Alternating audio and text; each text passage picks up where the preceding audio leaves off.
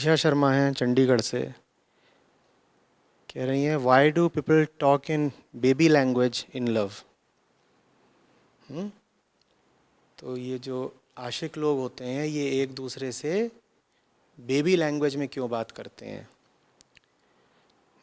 एक दूसरे को बेबी बेबी बोलना या शोना बोलना या चुन्नू मुन्नू जो भी, ये क्यों होता है? वजह तो बिल्कुल सीधी है ईशा। बेबी क्या होता है? बेबी बच्चा। बच्चे का मतलब है वो जिसके पास चेतना बहुत कम है, कॉन्शियसनेस, समझदारी बहुत कम है। तो वो क्या है पूरे तरीके से? वो एक बॉडी है, एक शरीर है। बेबी माने एक ऐसा जीव जिसके पास कोई समझदारी नहीं है, पर जिसके पास एक शरीर है। और वो शरीर कैसा है? बेबी सॉफ्ट, मुलायम मुलायम, और उसकी नाजुक सी त्वचा, स्किन। उसके पाँव भी कैसे हैं? छोटे बच्चों के पाँव देखें कैसे होते हैं? बड़ों जैसे नहीं होते, एकदम नर्म मुलायम गोरे गोरे। उसके तलवे में भी तुम ज़रा सी ऐसे उंगली छुआओगे तो एकदम लाल सा हो जाएगा तलवा। अब दो लोग आपस में कह रहे हैं कि प्यार करते हैं एक दूसरे को। वो प्यार दो तरह का हो सकता है। एक तो ये कि जिसमें तुम दूसरे को छोटे से बड़ा बना दो, बच्चे से उठा करके उसको मैच्योर कर दो। और दूसरा ये हो सकता है कि जिसमें तुम एक मैच्योर एडल्ट को गिरा करके बच्चे जैसा बना दो। अब अगर प्यार ऐसा है जिसमें आपकी ख्वाहिश ही ये है कि सामने वाला ज़्यादा समझदारी ना दिखा दे, तो आप क्या चाहोगे? कि वो जो सामने आपके खड़ा है वो मैच्योर रहे, वयस्क रहे, प्रौढ़, या इमैच्योर रहे? अगर मैं चाहता हूँ कि मैं जिससे रिश्ता रख रहा हूँ वो ज़्यादा समझदारी ना दिखा दे, क्योंकि उसने ज़्यादा समझदारी दिखा दी तो मेरे मंसूबों पर पानी फिर जाएगा, तो मैं उसको मैच्योर रखना चाहूँगा या इमैच्योर रखना चाहूँगा? इमैच्योर रखना चाहूँगा। कुछ समझ में आ रहा है ईशा कि ज़्यादातर लोग रिश्ते बनाते कैसे हैं? हम रिश्ते बनाते ही ऐसे हैं जिसमें दूसरे की समझदारी हमसे बर्दाश्त नहीं होगी। बल्कि अगर वो ज़्यादा समझदार हो गया तो हम उससे कहेंगे कि तुम तो बड़े होशियार हो रहे हो, बनेगी नहीं अपनी, ये होशियारी कहीं और दिखाना। अगर हम चाहते ही हैं कि दूसरा हमारे लिए सिर्फ एक देह रहे, बॉडी, जिस्म, तो बहुत ज़रूरी है ना कि हम उसको बेबी बनाकर रखें। क्योंकि बेबी क्या होता है? एक बॉडी, एक देह, एक जिस्म। बेबी के पास कोई अक्ल नहीं होती। और हमारे भी जितने बेबियां हैं, हम चाहते यही है कि वो ज़रा भी अक्ल का इस्तेमाल ना कर लें। बेबी के पास कोई अवेयरनेस, कोई नॉलेज नहीं होता। और तुमको भी ज़रा भी अच्छा नहीं लगेगा अगर तुम्हारी बेबी ज़्यादा अवेयरनेस और ज़्यादा नॉलेज दिखाना शुरू कर दे। क्योंकि तुम्हारी बेबी के पास अगर ज़्यादा अवेयरनेस और नॉलेज आ गया तो वो तुम्हारे साथ क्यों रहेगी या रहेगा?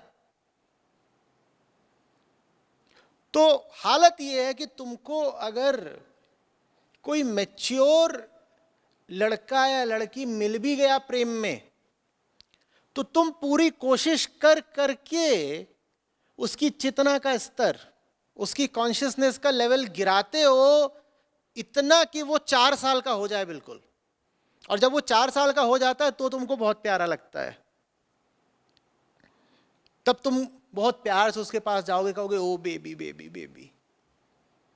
इतना प्यार तुम्हें तब आएगा ही नहीं जब सामने वाला इंसान पूरी समझदारी से तुमसे बात कर रहा हो। 1000 में से कोई एक होगा जिसके सामने कोई बैठ जाए जिसका 150 का आईक्यू हो, या बुद्ध जैसी जिसमें प्रतिभा हो, और उसे ऐसे इंसान पर प्यार आ जाए। कल्पना करके देखो, ईशा तुम्हारे सामने बैठ गया है कोई बुद्ध जैसा, और उसकी आंखें बता रही हैं कि वो बिल्कुल जान ले रहा है कि तुम्हारे मन में क्या है, तुम्हारे जीवन में क्या है। तुम्हें ऐसे पे प्यार आएगा क्या? नहीं आएगा। तो फिर तुम चाहोगी कि ऐसा इंसान अगर तुम्हें मिल भी गया है तो तुम उसको बेबी बना दो। बेबी बनाने का मतलब है मूर्ख बना देना। जो तुमको बार बार बोल रहा है बेबी बेबी, समझ लो यही कह रहा है कि मूर्ख मूर्ख। और उसका स्वार्थ ही इसी में है कि तुमको वो मूर्ख बना के रखे। बेबी के साथ सुविधा रहती है ना, उसको गोद में उठा लो, बेबी मना ही नहीं कर सकता। उसको बेवकूफ बना दो, बेबी मना ही नहीं कर सकता। उसके मुंह में कुछ डाल दो, बेबी मना ही नहीं कर सकता। उसे कपड़े उतार दो, बेबी मना ही नहीं कर सकता। भाई एक एडल्ट मैच्योर आदमी होगा, वो तो यूं ही नंगा नहीं घूम रहा होगा, पर बेबी तो ऐसे ही अपना इधर उधर नंगा घूम रहा होता है। अब अगर तुम्हारा रिश्ता ही ऐसा है जिसमें मैच्योरिटी नहीं चलेगी और ये नंगा ही चलेगी, तो ज़रूरी है कि उसको बेबी बना के रखो। खुश मत हो जाना अगर रिश्ते में कोई तुमको बार बार बेबी आता हो। उसके इरादे तुम्हारा मेंटल डिग्रेडेशन करने के हैं। वो तुमको मानसिक रूप से दबा के रखना चाहता है। और खुशनसीब होगे तुम अगर कोई तुम्हें ऐसा मिले जो तुम्हारी मेंटल एज बढ़ा दे, कि उसको मिलने से पहले तुम ऐसे जीते थे, ऐसे व्यवहार करते थे जैसे 12 साल के हो। ज्यादातर लोग ऐसे ही जीते हैं। शरीर से उम्र हो जाती है 22 की और दिमाग से उम्र होती है 12 की। तुम्हें कोई ऐसा साथी मिल जाए जो तुम्हारी इस 12 की अंदरूनी उम्र को बढ़ा करके 22 का कर दे, 28 का कर दे, तो ऊपर वाले का शुक्रिया अदा करना। लेकिन ज्यादा संभावना यही है कि तुम्हें ऐसा ही कोई मिलेगा ईशा, कि जिसके सामने अगर तुम 25 की उम्र की खड़ी हो तो उसकी भरसक कोशिश रहेगी कि वो तुमको 5 का या 7 का बना दे। तुम्हें क्या लगता है प्रेमी जन आपस में जो बातें करते हैं, कुक्कू, ये कोई बहुत ऊंचे स्तर की बातें होती हैं? उनमें जिंदगी की गहराई होती है, कोई डेप्थ होती है ना? वो बातें वैसी ही होती हैं बिल्कुल जैसे 5-7 साल के लड़के लड़कियां कर रहे हो। 5-7 साल के लड़के लड़कियों की बातों में क्या होता है? Impulses, emotions. अभी जो लग रहा है वो बोलते जा रहे हैं, बोलते जा रहे हैं। कोई छोटी बात ही बहुत बड़ी हो गई, कोई मुद्दा पकड़ के बैठ गए, मम्मी ने डांट दिया, उसने ऐसा कर दिया, तुम मेरे साथ खेलने क्यों नहीं आए, तुम मेरे साथ खेलने की जगह पड़ोस की प्रिया के साथ क्यों खेलने चले गए आज। यही तो 5 साल के लड़के लड़कियों के होते हैं। तुमने मेरी डॉल चुरा ली, वो मेरे गिल्ली उखाड़ के भाग गया। यही तो मुद्दे होते हैं 5-7 साल के लड़के लड़कियों के। उसने मेरी बैटिंग ही नहीं दी आज, उसने मेरी शटल तोड़ दी, उसने मेरी बॉल फोड़ दी। यही तो चल रहा होता है। तो ये जो लवर्स होते हैं ये भी आपस में कौन सी समझदारी की बात कर रहे होते हैं? ये बातें कर रहे होते हैं कि फलाने उपनिषद में क्या लिखा है। ये बातें कर रहे होते हैं कि मिडिल ईस्ट में क्या चल रहा है। ये बातें कर रहे होते हैं कि कोविड की जो अलग अलग वैक्सीन्स हैं उनके जो ट्रायल्स चल रहे हैं उनके क्या स्टेटस हैं। ये जो लवर स्टॉक होती है ये क्या होती है? ये परम बेवकूफ़ी की बात होती है। ये ऐसी बात होती है कि ब्रेकअप के बाद जब तुम देखोगे तुम कैसी बातें किया करते थे तो झट से उसको डिलीट मारना चाहोगे कि छी छी छी छी छी, ये मैं इस तरह की बातें करता था। इसलिए नहीं कि वो जो तुम बात कर रहे हो वो कोई स्कैंडल है, इसलिए क्योंकि वो जो तुम बात कर रहे हो वो ये साबित करने के लिए काफ़ी है कि तुम्हारा IQ 23.23 है, इससे ऊपर का नहीं है। इसलिए बेबी आना ज़रूरी हो जाता है, क्योंकि हम प्रेम दूसरे से दूसरे को बढ़ाने, उठाने, उसकी अपलिफ्टमेंट के लिए नहीं करते।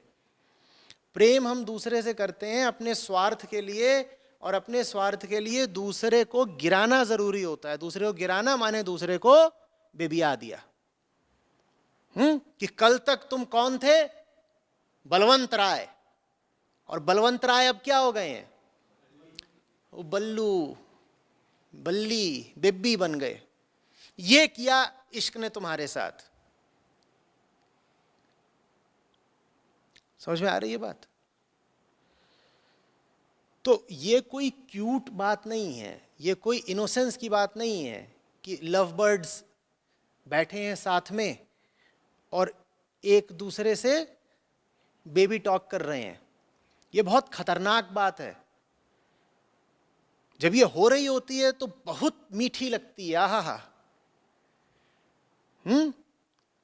क्यूटनेस की इंतहा हो जाती है, बिल्कुल ओलू Lulu.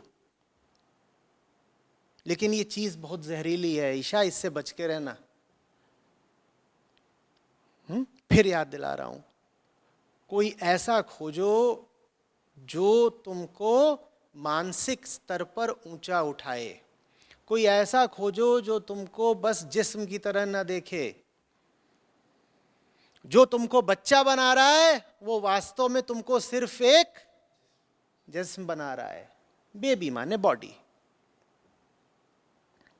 And that too body without any defences, body without any awareness. क्या तुम ऐसी बॉडी बनना चाहती हो अपने लवर के लिए? Body without defences, body without awareness? नहीं तो बेबी मत बन जाना किसी की।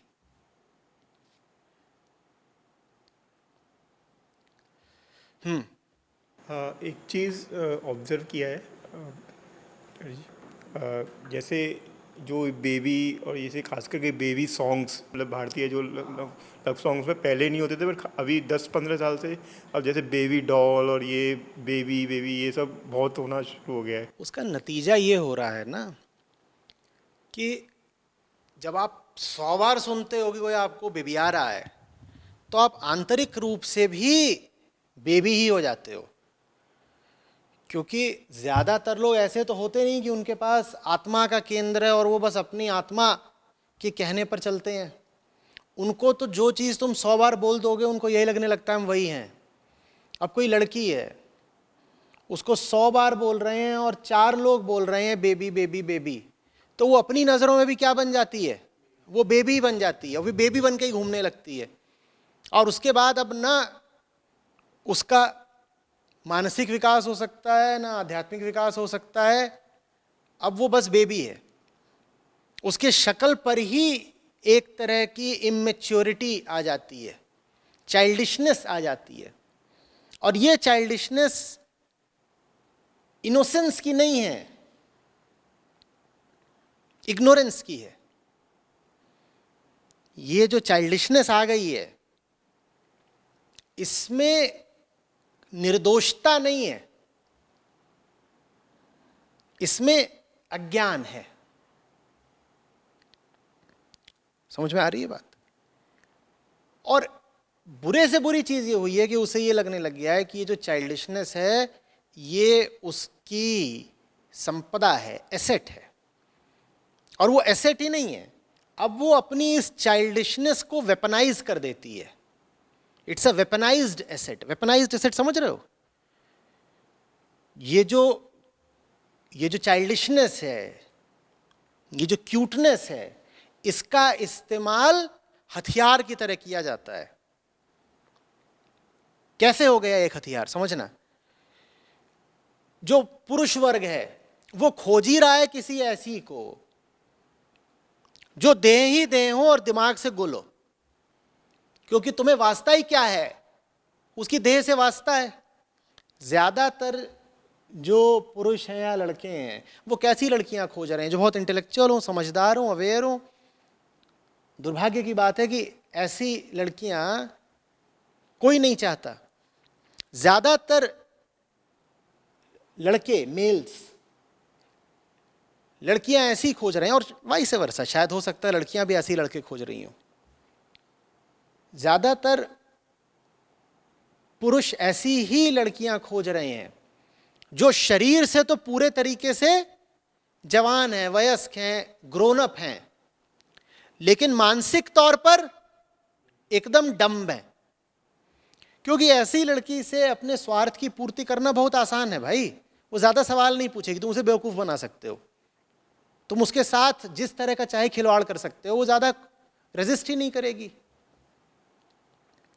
बात समझ रहे हो? या अगर उसका रेजिस्टेंस आएगा भी, विरोध आएगा भी, तो वो बहुत प्रिडिक्टेबल होगा, अनुमानित होगा। आपको पता होगा कि किस तरीके का रेजिस्टेंस देगी। चूंकि आपको पता है कैसा रेजिस्टेंस आएगा, तो आपको ये भी पता है कि कैसे उसको ओवरकम करना है, कैसे उसको जीत लेना है।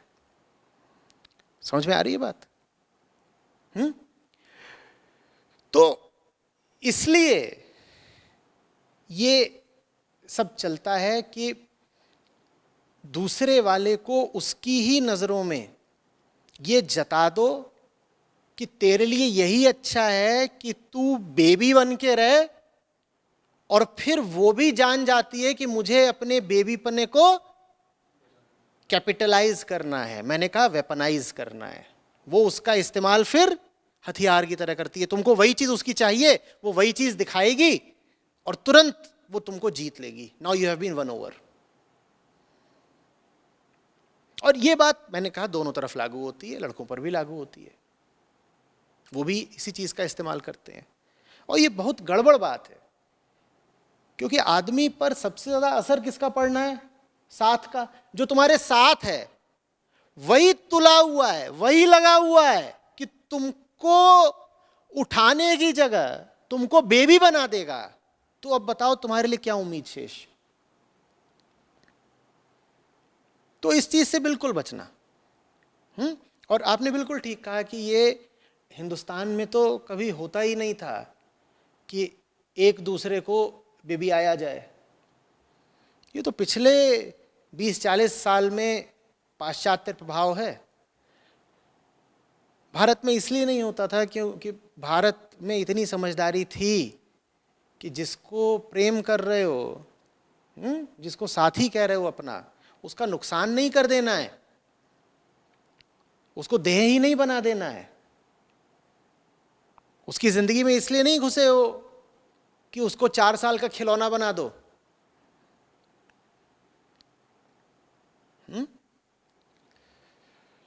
एक चीज़ और चाहिए। अभी कुछ दिन समय पहले मैं एक इंटरव्यू देख रहा था यूट्यूब पे, तो उसमें बताया जा रहा था कि आजकल जो टीवी सीरियल्स आते हैं जो महान पुरुषों के बारे में जिनकी जीवनियाँ होती हैं, जैसे महाराणा प्रताप या फिर तो उसमें होता है कि उनको बड़ा ही नहीं होने दिया जाता है। तो लगातार उनको बच्चे के फॉर्म, उनका जो बाल्यक बचपन है और उसी के अराउंड स्टोरी को खींच के और वो दिखाया जा रहा है और उनका जो असली जीवन था, जो असली चीज़ जो उन्होंने की जीवन में, वो कभी आ ही नहीं रही है। तो ये मतलब ऐसा क्या है समाज? झेला नहीं जाएगा ना। महाराणा प्रताप ने बड़े होकर जो किया, वो चीज इतनी जबरदस्त थी कि ज्यादातर लोग उसका मुकाबला करना तो छोड़ो, उसका अनुकरण भी नहीं कर सकते। पूरा अनुकरण करना छोड़ो, उसका 10-20% अनुकरण भी नहीं कर सकते। तो जरूरी है कि महाराणा प्रताप को बड़े ही मत होने दो, क्योंकि बड़े हो गए तो खतरा बन जाएंगे। छोटे हैं जब तक तो प्यारे लगते हैं, बड़े होकर के कुछ ऐसा करने वाले हैं तुम जिसकी मिसाल अपनी जिंदगी में ला ही नहीं सकते। बल्कि जब वो बड़े हो जाएंगे तो वो तुम्हारे लिए एक अपमान की चीज बन जाएंगे। उनका होना तुम्हारे लिए बड़े अपमान की बात हो जाएगी, क्योंकि कहाँ उनकी ऊंचाई, कहाँ उनकी कीर्ति, कहाँ उनकी वीरता, और कहाँ तुम्हारा जीवन डर से लदा हुआ, कहाँ उनकी स्वतंत्रता प्रियता, और कहाँ तुम्हारा गुलाम जीवन। तो झेले नहीं जाएंगे महाराणा प्रताप, तो बेहतर है उनको छोटा ही रहने दो। ठीक यही काम हमने श्री कृष्ण के साथ भी किया है। बड़े हो गए श्री कृष्ण तो गीता कह देंगे खतरा है, इसीलिए हिंदुस्तान ने ये बड़ा अन्याय करा श्री कृष्ण के साथ कि अगर उनकी गीता एक ने पढ़ी है तो उनकी जो बाल लीला और बाल क्रीड़ाएं हैं वो 100 को और 1000 को पता है। इसमें कोई आपत्ति की बात नहीं कि उनकी जो बाल क्रीड़ाएं हैं या उनका जो बाल रूप है उसका लोगों को ज्ञान हो, लेकिन ये बहुत भारी आपत्ति की बात है कि ज्यादातर लोग बस किशन कन्हैया कि बाल सुलभ क्रीड़ाओं तक ही अपने आप को सीमित रखना पसंद करते हैं और वो कभी किशन कन्हैया को श्री कृष्ण बनने ही नहीं देते। गीता से वो कोई मतलब रखना ही नहीं चाहते क्योंकि गीता खतरनाक है। नन्हा कान्हा सुविधापूर्ण है। नन्हे कान्हा के साथ क्या है, वो ग्वालों के साथ जाता है, गैया चराता है, बांसुरी बजाता है, मोर आ जाते हैं, मोर नाच रहे हैं, गोपियां आ जाती हैं, गोपियां नाच रही हैं, कुछ मीठी बातें हो जाती हैं, फिर वापस आता है तो माँ के साथ कुछ उसकी नटखट नोकझोंक हो जाती है। माँ थोड़ा इधर उधर होती हैं तो वो कभी मक्खन कभी दही कभी घी चुरा के खाता है।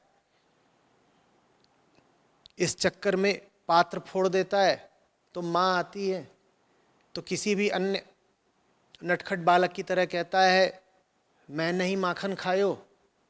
अब इन सब बातों में रस भी आ जाता है और कीमत चुकानी नहीं पड़ती।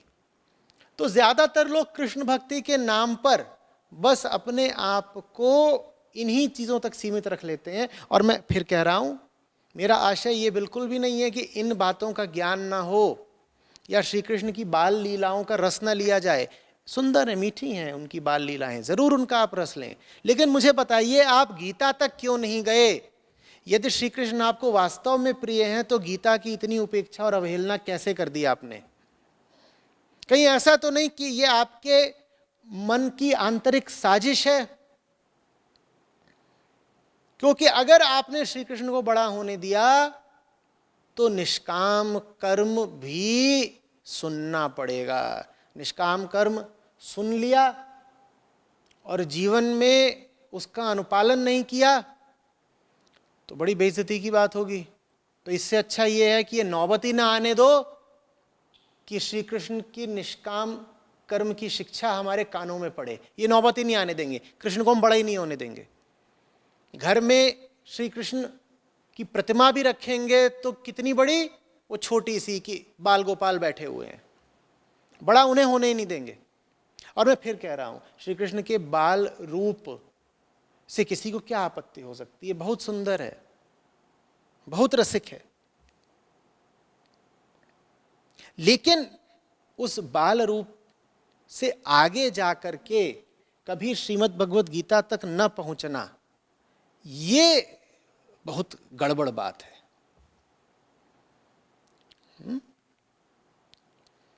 सर आजकल एक शब्द काफ़ी यूज़ होता है, टॉक्सिक रिलेशनशिप्स।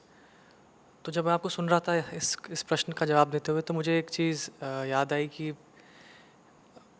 यूजुअली जब कॉलेज डेज में रिलेशनशिप्स होते थे तो शुरू में आपकी जो बीबिया वाला गेम था ये शुरू करते थे क्योंकि आपको लगता था इससे काम शुरू होगा। फिर लेटली आपको लगता था कि नहीं, जब वो काम हो गया, आपका काम वासना पूर्ति हो गई, अब आप चाहते हैं कि आप कुछ अच्छी बात भी करें। और जब आप वो शुरू करते थे वो बात होती नहीं थी तो आप कहते थे बकवास, क्या रिलेशनशिप है। लेकिन फिर से वापस काम वासना आती थी कि फिर आपको वही, तो एक पूरा विशियस सर्कल बनता था कि आप यहाँ से इससे निकलना भी चाह रहे हैं लेकिन साथ साथ आपको काम वासना खींच जा, एक पूरा एक आई थिंक यही चीज़ मुझे प्रॉब्ली लगा कि यही टॉक्सिक रिलेशनशिप का पूरा एरिना बनता है कि एक तरफ आप सोचते हैं कि चलो ये करके हम छोड़ देंगे लेकिन वो हो नहीं पाता, फिर करके छोड़ भी नहीं सकते। और जिससे आपने रिश्ते की शुरुआत ही बेबियाने से करी है उससे फिर आप चाहें कि आगे जा कर के आपका रिश्ता किसी ऊंचे स्तर का हो जाए तो बड़ी कठिनाई होती है, क्योंकि जो मूल समझौता है, फंडामेंटल एग्रीमेंट है, उसकी टर्म्स एंड कंडीशंस यही है। तुम बेबी हो, मैं बेबा हूं। अब तुमने 2-4 महीने बाद उस समझौते को बदलना चाहा, यूनिलेटरली मॉडिफाई करना चाहा, तो वो दूसरा पक्ष थोड़ी तैयार हो जाएगा, कहेगा रख जा, तुम कल तक मेरे बेबे थे, आज तुम अचानक से इंटेलेक्चुअल बन गए। ये तो डेफिनेशन ही वायलेट हो रही है। हमारी तुम्हारी परिभाषा क्या है? मैं तेरी बेबी, तू मेरा बेबा। तो और कुछ कैसे हो रहा है? ये तो रूल्स ही वायलेट हो रहे हैं ना। आपने तो जो हमारे समझौते के बिंदु हैं उन्हीं का उल्लंघन कर दिया। तो इससे अच्छा ये है कि जब रिश्ता बनाओ उसी वक्त जरा होश रखो, और बिल्कुल सतर्क हो जाओ जैसे ही देखो कि कोई तुमको शोना मोना शिंगू चिंगू कुछ बना रहा है। ये तो मुझे 24 से 4 का करने की कोशिश की जा रही है, और हम लोग सब वल्नरेबल टू इन्फ्लुएंस होते हैं। कोई बार बार तुमको 4 का बनाएगा, तुम बन भी जाओगे, अपनी नजरों में वैसे हो जाओगे। देखते नहीं हो, बहुत सारी जो एडल्ट ड्रेसेस होती हैं वो बिल्कुल वैसी ही होती हैं जैसे 1 साल 2 साल के बच्चों के झबले। 1 साल 2 साल के बच्चों के कपड़े देखें कैसे होते हैं, और बहुत सारी एडल्ट ड्रेसेस बिल्कुल वैसी ही होती हैं। ये क्या किया जा रहा है? ये मिमिक किया जा रहा है बेबी को, even in terms of the dressing sense, the sartorial choices. वो बेबी ही बन गई, उसने कपड़े भी 1-2 साल के बेबी जैसे ही पहनने शुरू कर दिए। कई बार तो जबान भी वैसी हो जाती है, तुतलाना शुरू कर दिया, और वो बात बड़ी क्यूट लगती है। आहा हा, जो जितना तुतलाए वो उतना ज्यादा सेक्सी हो गया। और ये पाउट निकालना शुरू कर देते हैं। छोटे बच्चे थूथुन निकालते हैं, जाने पाउट है जाने स्नाउट है। स्नाउट जानते हैं?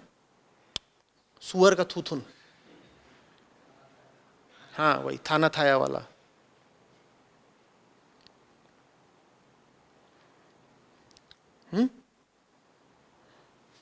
तो कोई तुमको ये बनाएगा, तुम ऐसे हो भी जाओगे, तुम सही में ये करना शुरू कर दोगे।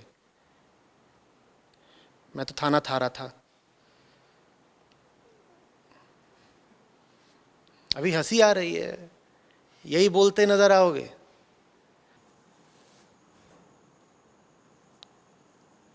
पर आई थिंक जो सेक्सुअल रिलेशनशिप होता है उसका कुछ ना कुछ इस चीज़ से बहुत मेल है। ये कभी हो ही नहीं सकता था कि आप, मुझे याद आ रहा है कि आप ओशो की बात कर रहे हो, फिर आप अचानक से। नहीं हो सकता है। देखो, ऐसा नहीं है कि सेक्सुअल रिलेशनशिप सिर्फ 2 मेंटली रिटार्डेड लोगों में ही बन सकता है। ये बात बिल्कुल भी ठीक नहीं है कि जब तक आप दोनों का कंबाइंड आईक्यू सिंगल डिजिट का ना हो तब तक आप आपस में सेक्स कर ही नहीं सकते। नहीं, ऐसा नहीं है। हायर ऑर्डर रिलेशनशिप्स भी हो सकती हैं और उनमें भी सेक्सुअल डायमेंशन हो सकता है। बस ये है कि वो हमें आमतौर पे दिखाई नहीं देता। ऐसा कोई हायर ऑर्डर रिलेशनशिप हमें दिखाई नहीं देता, तो हमें लगता है कि सेक्सुअल रिलेशनशिप सिर्फ बन ही बेबी और बेबा में सकता है। नहीं, ऐसा नहीं है। कोई ये सोच के न डर जाए कि अगर मैंने कोई ऊंचा संबंध बनाया तो वो तो फिर पूरे तरीके से इंटेलेक्चुअल या प्लेटोनिक हो जाएगा, उसमें फिजिकल कांटेक्ट तो होगा ही नहीं। हो सकता है, पर ऊंचे रिलेशनशिप में फिजिकल कांटेक्ट भी फिर एक ऊंचाई लिए हुए होगा, उसमें भी एक लेविटी होगी, एक एक एक उद्दामता होगी, वो फिर ऐसा नहीं होगा कि पूछू पूछू करते करते एक दूसरे पे हाथ फेरना शुरू कर दिया और बातें ये कर रहे हैं कि तूने खाना खाया कि नहीं, और हाथ टटोल रहे हैं कि इसका बटन कहाँ है, खोल दूँ जल्दी से। ये जो आम तौर के रिश्तों में होता है, कि बोलने तो ये गए हैं कि अल्ले अल्ले तुम्हें बुखार तो नहीं हो गया, और माथा टटोल के भी देख सकते थे कि बुखार है कि नहीं। ये क्या टटोल रहे हो? बुखार होगा तो पूरे जिस्म में होगा, कहाँ हाथ घुसेड़ के उसका टेम्परेचर ले रहे हो? हाँ, तो ये सब ना ये जाहिल किस्म की घटिया रिलेशनशिप्स होती हैं, जिसमें दोनों ही पक्ष जानते हैं कि उद्देश्य सिर्फ ये है कि किसी तरीके से एक दूसरे का मांस नोच के खा लें, एक दूसरे का जिस्म चबा लें, यही उद्देश्य है। और बाकी सब जो ये चाइल्डिश है और ये सब है, ये उसके आसपास का एक बस प्रपंच, एक तरह का बहाना मात्र होता है। जी, मुझे इसमें तो बहुत ज़्यादा सोसाइटी का भी वो दिखता है, स्वार्थ दिखता है कि अगर कोई बड़ा होता है, अगर कोई समझदार होता है, अगर आप कोई ऐसी रिलेशनशिप में पड़ गए जिसने आपके आंखें खोल दी, तो आप वो बहुत सारे काम भी करना छोड़ दोगे जो सोसाइटी आपसे करवाती है। और जितनी भी हमारी मूवीज़ वगैरह है वो बहुत ग्लोरीफाई करती हैं कि आपका जो अदर हाफ है उसको होना चाहिए कि वो आपके लिए खाने के लिए पूछ रहा है। नहीं, खाने के लिए पूछने में क्या बुराई है? हाँ, लेकिन जिस तरह से वो आपकी केयर। लेकिन दो बातों में बुराई है। पहली कि सिर्फ खाने के लिए पूछ रहे हो, माने तुम्हारा ताल्लुक सिर्फ उसके शरीर की भूख से है, उसका मन वास्तव में क्या चाहता है तुम ये नहीं पूछ रहे। तुम पूछ रहे हो खाना खाया कि नहीं, तुम्हें बस इससे मतलब है कि खाना तू खा ले ताकि तेरा शरीर चलता रहे। मन क्या चाह रहा है, दिल की वास्तविक तड़प क्या है, ये तुमने जानने समझने की अभी कोशिश ही नहीं करी। एक बुराई ये है, और इससे भी बदतर बुराई इसमें है कि तुम शरीर की बात भी सिर्फ इसलिए कर रहे हो ताकि शरीर को नोच खसोट के खा सको। उदाहरण के लिए ये कि जानू ने खाना खाया कि नहीं खाया।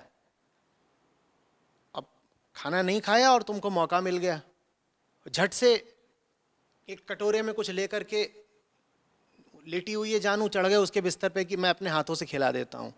बस हो गया, आप खिलाने के बहाने थोड़ी देर में कटोरा तो बगल के टेबल पे होगा।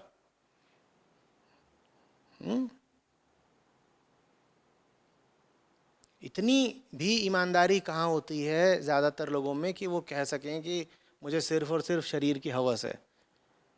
शरीर की हवस भी तो इन्हीं बहानों से मिटाई जाती है ना, कि तुम्हें बुखार तो नहीं है, तूने खाना खाया कि नहीं खाया, अरे बहुत क्यूट लग रहा है तू, अच्छा यहाँ आजा तेरे बाल सेट कर दूँ। तो ये बहुत ही घटिया दर्जे के रिश्ते होते हैं जिनमें ये सब चल रहा होता है।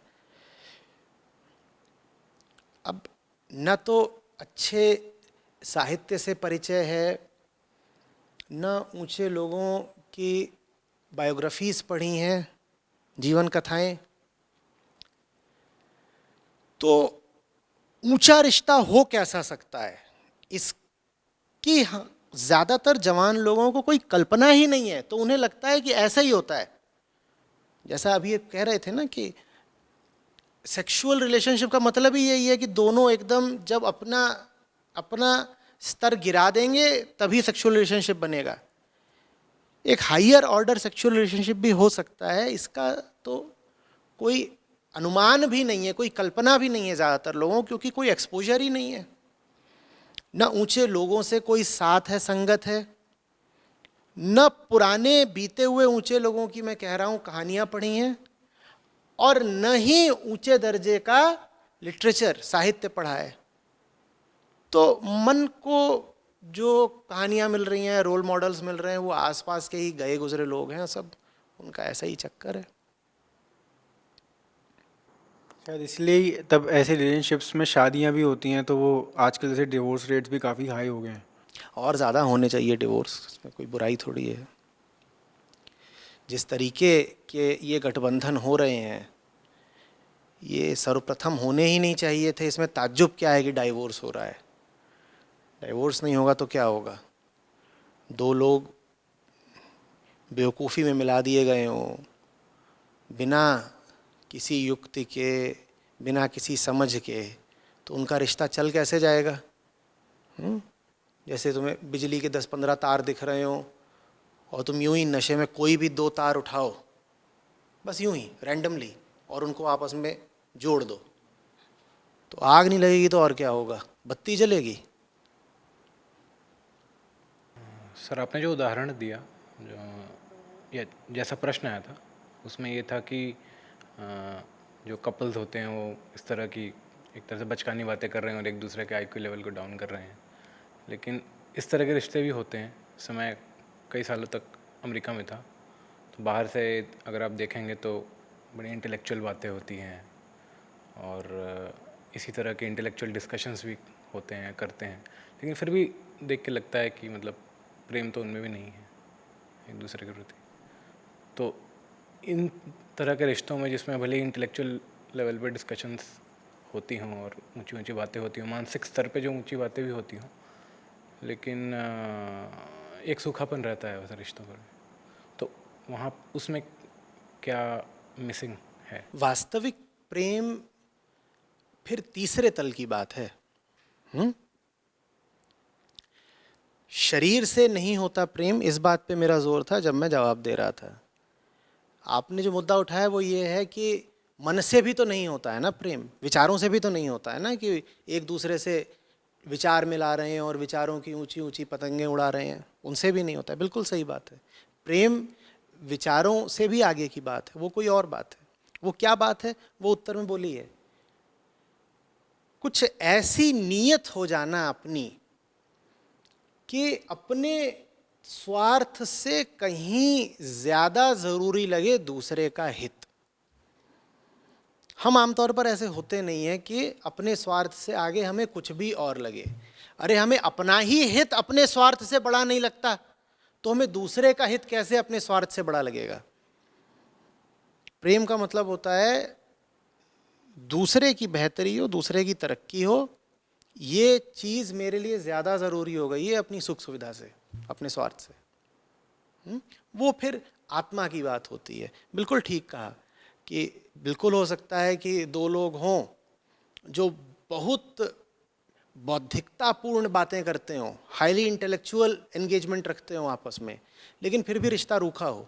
बिल्कुल हो सकता है, बिल्कुल मानता हूँ। बात नीयत की है, इरादा क्या है एक दूसरे के साथ। क्योंकि इंटेलेक्चुअल एंगेजमेंट भी आंतरिक रूप से बहुत हिंसक हो सकता है, इम्प्लिसिटली वायलेंट हो सकता है। तो वो प्रेम नहीं कहा जा सकता। आप बहुत ज़बरदस्त इंटेलेक्चुअल डिस्कशन कर रहे हैं जिसमें पीछे अहंकार बैठा हुआ है, तो फिर प्रेम कहाँ है उसमें? वो बात बिल्कुल ठीक है। बात नीयत की है, इरादे की है। दूसरा आगे बढ़े, तरक्की करे, अपनी हमें परवाह नहीं। और जो ये कह देता है अपनी हमें परवाह नहीं, वो वास्तव में वहाँ पहुँच चुका होता है जहाँ उसे किसी परवाह की ज़रूरत है ही नहीं। क्योंकि जब तक तुम ऐसे हो जिसको अभी ज़रूरत है देखभाल की, परवाह की, तुम ये कह ही नहीं पाओगे कि भाई दूसरे का भला होना चाहिए, हमारी फिक्र छोड़ो। जो ये कह पाए कि हमारी फिक्र छोड़ो, समझ लो कि अब वो कुछ हो ही गया है, कहीं पहुंच ही गया है, वरना उसको ये भाव उठता ही नहीं कि हमारी फिक्र छोड़ो। ये प्रेम है, ये प्रेम है। तो यहाँ पर जो जो जो सूक्ष्म विरोधाभास है, समझ रहे हो? प्रेम कहता है हमें पीछे रखो, हम छोटे हैं, दूसरे को आगे रखो, दूसरा बड़ा है, दूसरे की बात करो, उसका भला हो रहा है कि नहीं हो रहा है।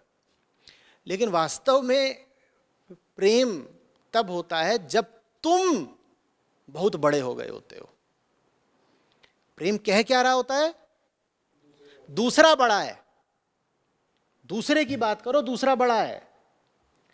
लेकिन जो ये कह रहा है कि दूसरा बड़ा है, वो ये कह ही सिर्फ तब सकता है जब वो खुद बहुत बड़ा हो गया हो। नहीं तो जो आम आदमी है, छोटे दिल वाला, वो तो अपने ही छोटे छोटे स्वार्थों में फंसा रहता है, दूसरे को बड़ा कह ही नहीं पाएगा। तो नियत की बात है। प्रेम में असली चीज क्या है? नियत। सर जी, इस तरह की क्वालिटी कई बार पेरेंट्स और बच्चों के रिश्तों में भी दिखती हैं, जहाँ पेरेंट्स इस तरह से ट्रीट करते हैं बच्चों को कि मतलब बड़े वयस्क हो गए हैं लेकिन बच्चों की तरह ये। हाँ, बढ़िया किया कि ये बात उठा दी कि वो 30 साल का हो गया है बिल्कुल, हुरहुंड, कतई हुड़दंग, 30 साल 32 साल का, और वो जा रहा है तो उसकी मम्मी उसको ऐसे ही कर रही है जैसे अभी 5 साल का हो। बहुत सावधान रहने की ज़रूरत है, बहुत सावधान। अगर पुराने उदाहरण देखोगे तो भारत में संस्कृति परंपरा ऐसी रही है कि एक उम्र का हो जाने के बाद माएँ भी अपने बच्चों को आप कहकर संबोधित करती थीं। या अगर उनके पास कोई पदवी या उपाधि होती थी तो उस उपाधि का नाम लेकर संबोधित करती थी। तुम भी नहीं, कहते थे कि एक इसकी उम्र थी जब ये तुम ही कहलाने का हकदार था। इस वक्त इसकी जो उम्र हो गई है चेतना के तल पर, इसको तुम नहीं कहा जा सकता, क्योंकि मैं इसको सिर्फ शरीर की तरह नहीं देखती। मैं माँ हूँ, इसकी शुभचिंतक हूँ। मैं इसको देखती हूँ एक चेतना की तरह, और ये जो चेतना है अब वयस्क हो गई है, इसको तुम कैसे बोलूँ मैं? तो वो अपने बेटे को भी आप कह के संबोधित कर रही हैं, अपने बेटे से भी एक वयस्क की तरह बात कर रहे हैं, अपने बेटे से भी एक हम उम्र, एक समवयस्क की तरह बात कर रहे हैं, दोस्त की तरह बात कर रहे हैं। ये एक जिम्मेदार माँ का फर्ज हुआ। ये थोड़े ही कि उसको दुलरा रहे हैं और ये सब कर रहे हैं, ये सब। असल में प्रेम की हमारी परिभाषा ही बहुत अस्पष्ट और विकृत है। कारण उसका सीधा सीधा ये है कि विजडम एजुकेशन हमको दी नहीं गई है। तो जो ज़िंदगी में शब्द हम सबसे ज़्यादा इस्तेमाल करते हैं, हमें उन्हीं के बारे में सबसे कम जानकारी है। मैं, तुम, प्रेम, संबंध, हंसी, सुख, उदासी, यादें, अतीत, भविष्य, यही वो शब्द हैं ना जिनका हम सबसे ज़्यादा इस्तेमाल करते हैं अपनी भाषा में, और यही वो शब्द हैं जिनके बारे में हमें कुछ नहीं पता। और इसकी वजह है हमारी गई गुजरी शिक्षा प्रणाली, उसमें बदलाव चाहिए।